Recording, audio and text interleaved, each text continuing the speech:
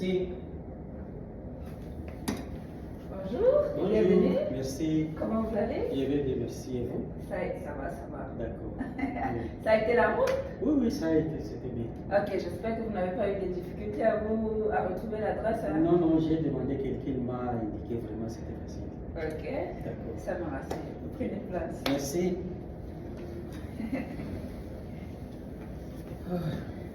Vous êtes bien installé? Oui, c'est bien. Très bien. Très bien. Ok, c'est super. Oui. Il y a de l'eau, il y a du café, il y a du thé. Est-ce que vous aimeriez que je vous serve quelque chose? Non, ça va. D'accord. Actuellement, ça va, oui. Je vais vous dire quand j'en aurai besoin. Ok, n'hésitez pas si entre-temps vous avez besoin. Ok. Et les toilettes sont juste là, au D'accord. bout du couloir. Mhm. Sentez-vous à l'aise d'y aller à n'importe quel moment. Ok, d'accord. Merci. D'accord, avant de commencer, j'aimerais me présenter. Je suis Vanelle Mamou, intervenante en relation d'aide. D'accord. Est-ce que vous avez des questions sur mon rôle? Non, ça va. Ça va. D'accord. Et puisque je vous ai dit que j'étais intervenante en relation d'aide, j'aimerais vous définir c'est quoi la relation d'aide. Ok. Donc la relation d'aide est un processus interrelationnel entre l'aidant que je suis et l'aidé que vous êtes, qui vise à l'aidant que je suis également de créer en fait un changement dans vos émotions, dans vos pensées, dans vos comportements, dans le but de pouvoir répondre à vos besoins. D'accord. Est-ce que vous avez des questions? Non, ça va. C'est compris. Ok. Bon, et avant de continuer, j'aimerais vous rassurer que tout ce que vous me direz restera dans ces 4 murs. Ok. Il pourrait arriver que je brise la confidentialité dans 3 cas différents. Au cas où vous représentez un danger pour vous, au cas où vous représentez un danger pour un enfant, ou encore au cas où vous représentez un danger pour un autre. D'accord. Donc là, je serai dans l'obligation de briser la confidentialité. Parfait. Est-ce que vous avez des questions par rapport à la confidentialité? Non, c'est compris. C'est que pour dire que tout ce que nous allons parler ici, c'est un secret. Oui, c'est un secret. D'accord, Un ok. secret professionnel. D'accord. Merci. Donc rassurez-vous, rien ne pourra sortir de ces 4 murs. À moins que ce soit dans ces 3 cas où je vous ai présenté tout à l'heure. Ça me rassure aussi. Ok. Bon, avant de continuer, j'ai un document qui va me permettre d'évaluer vos besoins d'aujourd'hui. D'accord. Donc, c'est un ORS. Cela va vous permettre de mentionner à quel niveau vous vous trouvez, dans quelle situation vous vous trouvez en ce moment. D'accord. Voilà, ça va d'une échelle de 1 à 10. Vous allez devoir le noter. À quel niveau vous vous trouvez? Vous pouvez le marquer par une croix ou alors par un trait ou un zéro, comme vous voulez, sentez-vous à l'aise. Ok, d'accord. Donc, et voilà.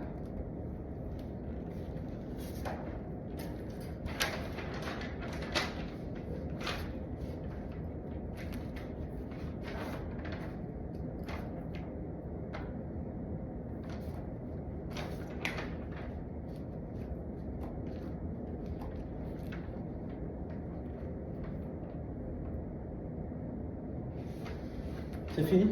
Ah, vous avez fini? Oui. Oh, ça a été rapide. Oui. Ok, merci. Je vous en prie. Merci.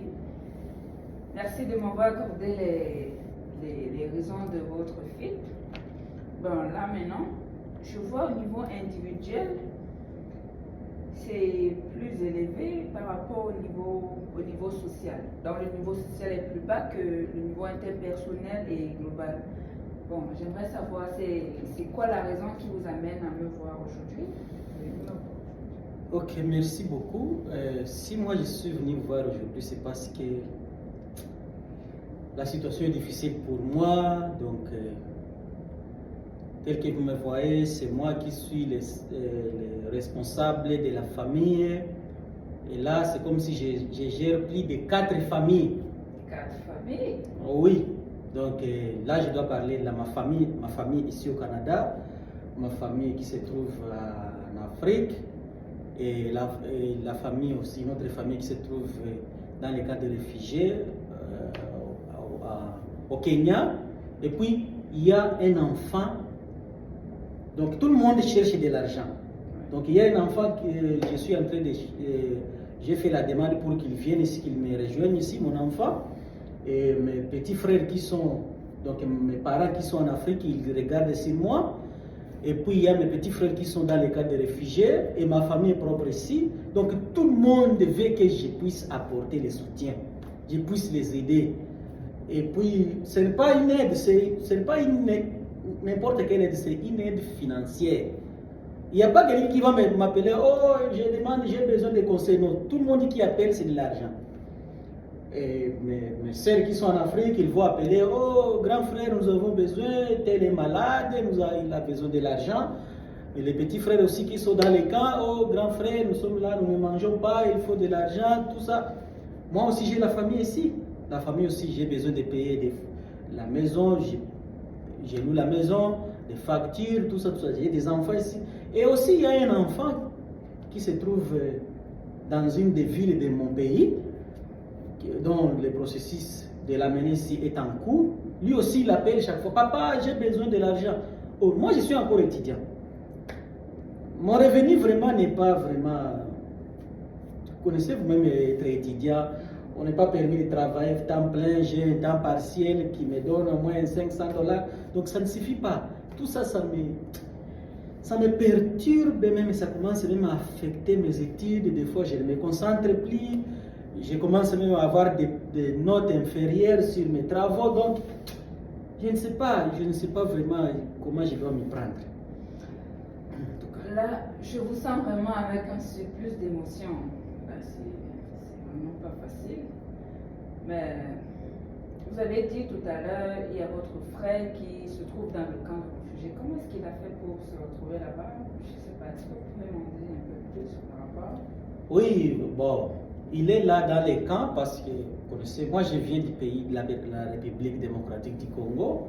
C'est un pays qui est déchiré par la guerre, ça fait plus de 20 ans. Donc, bon, il n'y avait pas moyen. Le petit frère s'est retrouvé dans l'insécurité à cause de la guerre, tout ça aujourd'hui. Demain, il a dit non, moi j'abandonne ce pays, je m'en vais ailleurs. Et c'est comme ça qu'il est parti à cause de la guerre. Il s'est retrouvé dans les camps de réfugiés au Kenya. Et votre fils que vous comptez faire venir, il est aussi à la République démocratique du Congo? Oui, il est aussi là-bas, mais il n'est pas avec mes parents. Il est aussi quelque part avec d'autres membres de la famille. Et à quel niveau se trouve le processus de... Ben, j'attends, j'ai presque fini parce que ça me demandait aussi de l'argent, je me suis donné. C'est presque fini, j'attends que les visas puissent sortir parce que j'ai déjà terminé tout. Ok, je vois. Et là, vous avez dit pouvoir gérer 4 familles. Est-ce que vous êtes, je sais pas, est-ce que vous êtes le seul des 4 familles ou alors c'est parce que... Donc j'aimerais savoir pourquoi est-ce que c'est à vous que toute cette charge-là revient de gérer 4 familles? Oui, vous connaissez chez nous, les parents sont déjà vieux, tellement vieux qu'ils ne peuvent plus rien faire. Or, moi, je suis l'aîné de la famille. Et là, chez nous, quand vous êtes aîné de la famille qui a un peu de moyens par rapport aux autres, donc tout le monde regarde sur vous. On dirait que c'est vous qui êtes devenus maintenant les parents de la famille. Donc, avec les sentiments que nous avons, et que quand quelqu'un appelle, je suis malade, et tout ça, vous connaissez vous-même l'Afrique. Alors, c'est pourquoi j'ai dit que je suis presque responsable de 4 familles. Oui. Parce que tout le monde là regarde, les yeux sont braqués sur nous. Oui. Et là, je vous sens vraiment en colère du fait que vous ayez toutes ces charges sur votre tête, 4 familles à gérer, l'enfant qu'il faut faire venir, les factures qu'il faut payer. Mais je pense que avec beaucoup de patience et beaucoup plus d'efforts, ça va aller. Ça pourrait aller. Je pense que vous pourrez surmonter vraiment cela. Vous pourrez surmonter ça. Ça va aller. Là, vous avez dit, vous avez des familles à gérer, vous vous avez le fils qu'il faut faire venir, vous avez le frère qui est dans le camp de réfugiés, qui essaie de vous appeler, allô grand frère, je ne sens pas bien ici et tout. C'est vraiment dur, c'est vraiment dur. Mais ne vous inquiétez, ensemble, nous allons trouver des solutions. Je suis là pour vous guider, je suis là pour vous orienter et je pense que ça va aller, tout ira bien. Ne vous inquiétez pas, nous sommes ensemble. Donc avant de continuer, j'ai un formulaire. C'est un formulaire qui va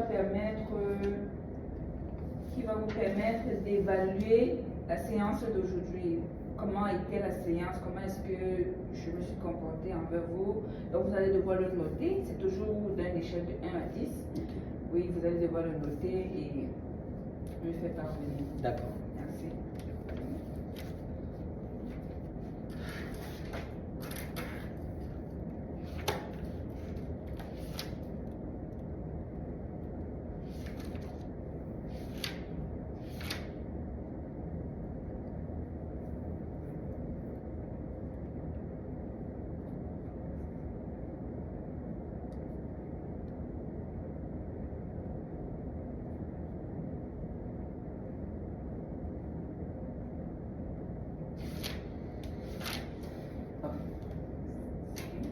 Oui. Ah, merci.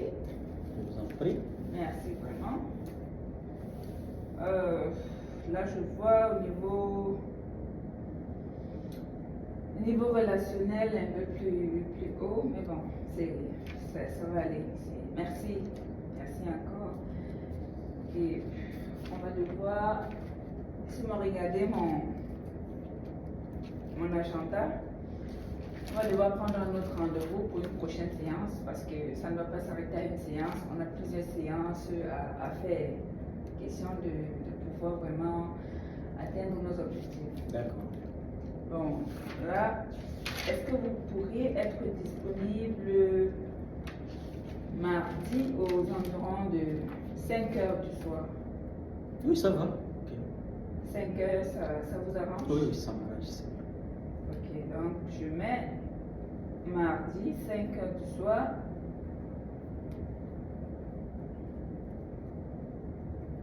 Pour notre prochain rendez-vous. D'accord, merci. D'accord, merci à vous. Merci énormément. D'accord.